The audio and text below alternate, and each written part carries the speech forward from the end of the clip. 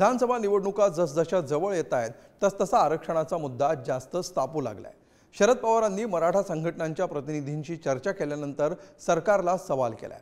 आरक्षणाबाबत सरकारनं नेमकं काय आश्वासन दिलं होतं असा सवाल त्यांनी केलाय। तर पवार आणि ठाकरे सत्तेत असतानाच मराठ्यांचं आरक्षण गेल्याचा पलटवार सत्ताधाऱ्यांनी केलाय। आरक्षणावरून तापत चाललेल्या राजकारणावरचा हा स्पेशल रिपोर्ट।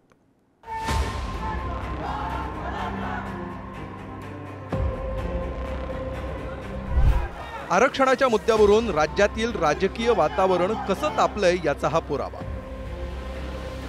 शरद पवार 2 दिवसाच्या संभाजीनगर दौऱ्यावर आले होते।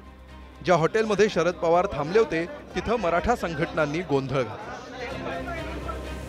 मराठ्यांना ओबीसीतून आरक्षण मिळालंच पाहिजे अशी घोषणाबाजी करत आक्रमक भूमिका घेतली। यानंतर शरद पवारांनी या मराठा कार्यकर्त्यांशी आरक्षणासंदर्भात चर्चा केली। आरक्षणाच्या संबंधी मतभेद असण्याचं काही कारण नाही आणि काळजी मला या गोष्टीची आहे की 2 वर्गांच्या मध्ये एक प्रकारचं अंतर वाढते का काय अशी स्थिती मला दिसते। सरकार लाईव्ह चर्चा करेल, पहिले तुमची भूमिका तर सांगा ना। तुमची भूमिका मराठा आरक्षण देऊ नये अशी होती। तुमची भूमिका आता बदलली तर मराठा आरक्षण स्वतंत्र द्यायचं की ओबीसी मधून द्यायचं हे एकदा तर काँग्रेस, उद्धवजी आणि शरद पवारांनी सांगावं ना। हे लपवून ठेवण्यामध्ये काय आहे? शुक्रवारी रात्री ही मराठा आंदोलकांच्या शिष्टमंडळानं शरद पवारांची भेट घेतली। यावेळी पवारांनी शिष्टमंडळासोबत बंद दाराआड तब्बल अर्धा तास चर्चा केली।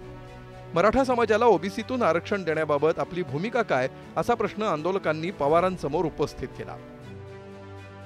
दरम्यान मुख्यमंत्री एकनाथ शिंदेंनी मनोज जरांगे आणि लक्ष्मण हाकेंना नेमका काय शब्द दिला याची आम्हाला कल्पना नसल्याचं पवारांनी सांगितलं। त्यामुळे या विषयावर तोडगा काढण्यासाठी सरकारनं लाईव्ह चर्चा घडवून आणावी असं पवारांनी म्हटलंय। आम्ही त्यांना असं सुचवलं की तुम्ही जरांगेंना बोलवा, त्यांच्या सरकारच्यांना बोलवा, त्याच्यानंतर ओबीसीच्या संबंधीचा आग्रह धरणारे छगन भुजबळ असतील किंवा काय त्यांचं हाके ना ते आणि त्यांचे सहकारी त्यांना बोलवा आणि आमच्यासारख्या लोकांची काही उपयुक्तता असेल तर त्यांनाही बोलवा। 4 वेळा मुख्यमंत्री राहिलेले पवार साहेब एकदा मराठा आरक्षणाबद्दल काही केलं नाही। त्यांनी काय कोणतं काम केलं त्यांनी सांगा। मी 4 वेळा मुख्यमंत्री होतो, मी मराठा आरक्षणासाठी अमुक केलंय, ते प्रयत्न केले। फक्त लोकांच्या मनामध्ये एक संभ्रम निर्माण करायचा आणि आपलं राजकीय इंगित भागून घ्यायचा हा इतका वर्षाचा धंदा लोकांनी पाहिलेला आहे। आरक्षणाच्या मुद्द्यावरून सत्ताधारी आणि विरोधक एकमेकांकडे बोट दाखवत आहेत। सरकारनं जरांगे पाटील आणि लक्ष्मण हाकेंना काय आश्वासन दिलं असा सवाल मविया नेते उपस्थित करतायत। तर शरद पवार आणि उद्धव ठाकरेंमुळे आरक्षण गेलं असा आरोप महायुतीच्या नेत्यांकडून होतोय। त्यामुळे यावरून जरांगे पाटलांनी मवियासह महायुतीवरही निशाणा साधलाय। तसंच आरक्षण न मिळाल्यास विधानसभेला पाडापाडी करण्याचा इशारा दिलाय। आम्ही काय तुमचे मोकळे नाहीत तुम्हाला माहिती सांगायला सत्ताधाऱ्याला आणि विरोधकाला। कारण तुम्हाला बघायचं तर लाईव्ह बघा सरकारचं आमचं काय ठरलंय किंवा काय नाही ठरलं। आम्ही कशात हा म्हणलो नाही म्हणून काय कोणाला माहिती द्यायची आणि द्यायची असेल तर त्याला काय तिथून घेता येणार का? ते नाटक समजू आपण त्यांचं विरोधीचं आणि सत्ताधाऱ्यांचं हे नाटक हे मराठ्यांसाठी आणि मराठ्यात गैरसमज पसरण्यासाठी ह्या दोघांचं चाललेलं हे नाटक आहे। 100% ठरवून षडयंत्र आहे।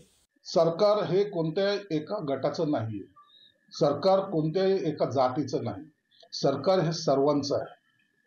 प्रत्येक जाती धर्माला सामावून घेऊन सर्वांच्या मागण्या सर्वांचे विचार ऐकणं हे सरकारचं काम आहे। ओबीसी समाजाच्या आरक्षणाला धक्का न लावू देता मराठा समाजाला आरक्षण देण्याची आमची भूमिका स्पष्ट आहे।